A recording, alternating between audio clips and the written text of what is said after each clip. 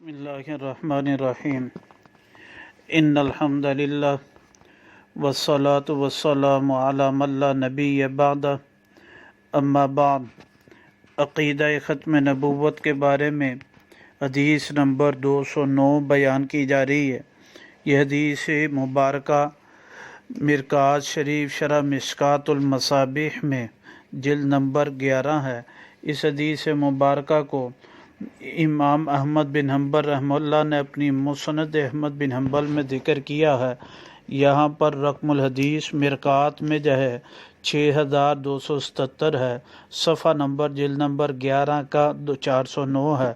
آپ حضرت علی رضی اللہ تعالیٰ فرماتے ہیں کہ میں نے نبی پاک صلی اللہ علیہ وسلم سے سنا، آپ نے فرمایا الابدال یکونون بالشام، ابدال ہوں گے شام میں، وہم 40 رجلا، اس حال میں کہ وہ 40 افراد ہیں، کلما مات رجل، جب ایک شخص وفات پا جاتا ہے، ابدل اللہ مکانہ رجلا، اللہ تعالیٰ اس کی جگہ اور شخص کو لے آتے ہیں، یسقى بہ الغیث، اسی کی برکت سے بارش برستی ہے، وینتصر بہم علی الاعداء، اور انہی کے ساتھ اللہ سبحانہ تعالیٰ دشمنوں پر مدد فرماتے ہیں، ویصرف عن اہل الشام بہم العذاب، اور اللہ تعالیٰ انہی کی برکت سے دشمنوں سے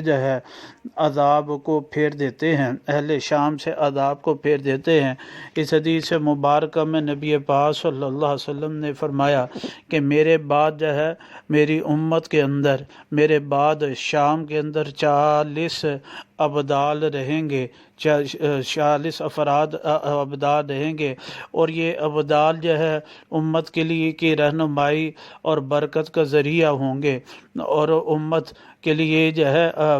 رحمت کا ذریعہ ہوں گے۔ اور آپ علیہ الصلوۃ والسلام نے کہا کہ یہ کہنا اس بات کی دلیل ہے کہ آپ کے بعد نہ تو کوئی پیغمبر آنے والا ہے، نہ کسی رسول کی ضرورت، نہ کسی نئے شریعت کی ضرورت، بس یہ نیک لوگ ہوں گے، انہی کی اتباع اقتداء جو کی جائے گی، جو نبی پاک صلی اللہ علیہ وسلم کے مبارک دین پر چلنے والے ہوں گے۔ بسم اللہ الرحمن الرحیم۔